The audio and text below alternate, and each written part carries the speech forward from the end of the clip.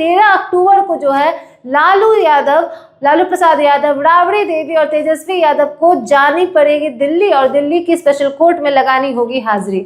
आपको बता दें कि ये केस जो है IRCTC का केस है। ये जो घोटाला हुआ था IRCTC के तहत, उस मामले को लेकर ये जो है सुनवाई की जा रही है। और इस बार बिहार का विधानसभा चुनाव में इंडियन अलायंस को इसकी काफी मुश्किलों का सामना करना पड़ सकता है।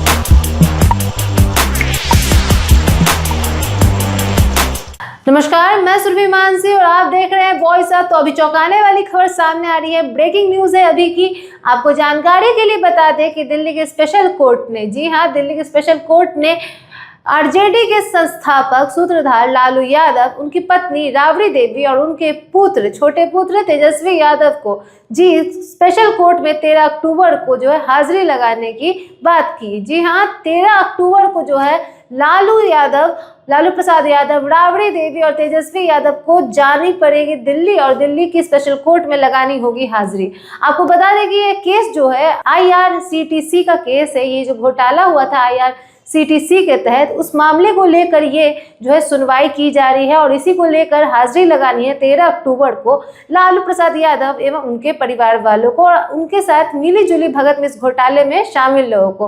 आपको बता दें कि 2004 से 2009 के समय की बात है, जब लालू प्रसाद यादव रेल मंत्री थे। तब उस समय की बात है जब दिल्ली के IRCTC के तहत 2 होटल आते थे, जिसको सुजाता होटल नाम की एक जो कंपनी है वो हैंडल करती थी। और ये लालू प्रसाद यादव के तहत ये कार्य होता था, जिसके तहत उन्होंने दिल्ली में 3 एकड़ जमीन काफी कम दाम में ली। 3 एकड़ जमीन वो इन 2 होटलों को लेते हुए और IRCTC के इन 2 होटलों के साथ में सुजाता होटल के जो ये कंपनी हैंडल करती थी, इन दोनों होटल को, IRCTC की होटल को, इन दोनों के तहत 3 एकड़ जमीन दिल्ली में जो है लालू प्रसाद यादव ने घोटाले किए थे।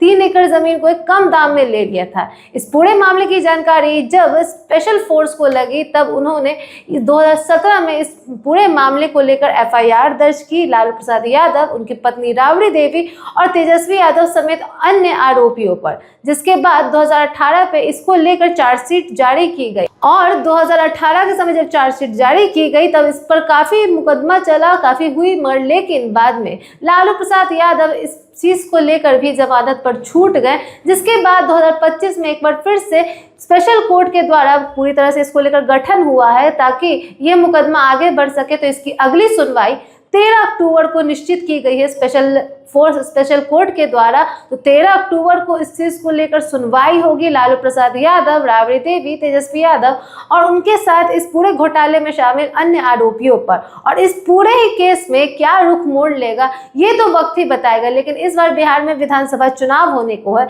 ऐसे में IRCTC के इस घोटाले को लेकर और इस पर फिर से एक बार 13 अक्टूबर को सुनवाई को लेकर क्या फैसला आएगा ये तो वक्त बताएगा। लेकिन इससे इनके चुनाव पर भी प्रभाव पड़ सकता है। जी हाँ, बिहार में विधानसभा का चुनाव है, ऐसे में इंडियन अलायंस को, RJD को इसका क्या प्रभाव पड़ेगा और क्या मुश्किलों का सामना करना पड़ेगा। क्या उन्हें कोर्ट की तरफ से 13 अक्टूबर की सुनवाई को राहत मिलेगी या मुश्किलें और बढ़ेंगी। और ऐसे में RJD पर ये जो केस का पूरा घोटाले का मामला और बढ़ जाएगा और शायद फिर से एक बार लालू प्रसाद यादव एवं राबड़ी देवी और अन्य आरोपी समेत सभी लोगों को जेल जाना पड़ा। तो इस बार बिहार का विधानसभा चुनाव में इंडियन अलायंस को इसकी काफी मुश्किलों का सामना करना पड़ सकता है। अब ये वक्त ही बताएगा।